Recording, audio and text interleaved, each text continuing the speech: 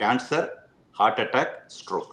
இது மூணுமே மனிதன் முற்றிலும் அவாய்ட் பண்ணலாம். ஈவன் ஜெனடிக் ப்ரீடிஸ்போசிஷன் இருந்தால் கூட. Cancer is the most difficult ideology.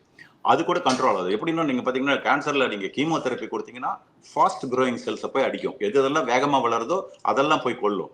ஆனா இந்த நம்ம சாப்பாடுல இந்த லைஃப் ஸ்டைல் வந்து என்ன பண்ணும், உங்க இம்யூன் சிஸ்டத்தை நல்லா பவர்ஃபுல்லா பண்ணிட்டீங்கன்னா இம்யூன் சிஸ்டம் டார்கெட்டட் எந்தெல்லாம் கேன்சர் செல்லோ அதை மட்டும் தான் கொல்லும். இப்போ உலகத்துல அதிகமா உயிர் கொல்லிங்கிறது கேன்சர், ஹார்ட் அட்டாக், ஸ்ட்ரோக். இது மூணுமே மனிதன் முற்றிலும் அவாய்ட் பண்ணலாம். ஈவன் ஜெனடிக் ப்ரீடிஸ்போசிஷன் இருந்தால் கூட. இந்த எல்லாத்தையும் நான் டேக்கிள் பண்றது எப்படி அப்படின்னா, ஹெவி லோட் மைக்ரோநியூட்ரியன்ட் ஒண்ணும் இல்லை. அதுல வந்து கேலரி இருக்காது. Vitamins, minerals and phytochemicals. ஃபைட்டோகெமிக்கல்ஸ்னா பிளான்ட் கெமிக்கல்ஸ். இந்த பிளான்ட் கெமிக்கல்ஸ் இப்பதான் கண்டுபிடிச்சிட்டு இருக்காங்க. ஒவ்வொன்றிலையும் பாத்தீங்கன்னா 500 இருக்கு, 700 இருக்கு, 1000 இருக்குன்னு சொல்றாங்க. இப்போ அது ஒரு புது சயின்ஸ் டெவலப் ஆயிட்டு இருக்கு. இது முழுதாக வெளியே வரல. ஆனா கண்டுபிடிக்கிறாங்களோ இல்லையோ அது பயங்கரமான எஃபெக்ட் கொடுக்குது உங்க டிசீஸ் ரிவர்சலுக்கும் ப்ரிவென்ஷனுக்கும். ஸோ என்னுடைய கான்சென்ட்ரேஷன் அதுல தான் மெயினா போகுது. மைக்ரோநியூட்ரியன்ட் கண்டென்ட் எவ்வளவு நீங்க அவ்வளவு உங்க லோட்ல இருக்கோ அது மாதிரி பண்ணும்போது 2-3 விஷயம் நான் சொல்றேன். ஒன்னு இன்ஃப்ளமேஷன், 2 இருக்கு. Inflammation very important. அது வந்து one of the immune mechanism உங்களை வந்து ப்ரொடெக்ட் பண்றதுக்கு.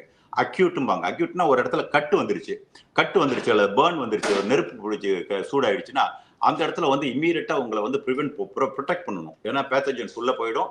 அதனால உங்க இம்யூன் சிஸ்டம் வந்து ஆக்டிவேட் ஆகி அது ஒரு பெரிய கேஸ்கட் ஆஃப் ஈவெண்ட்ஸ் இருக்கு.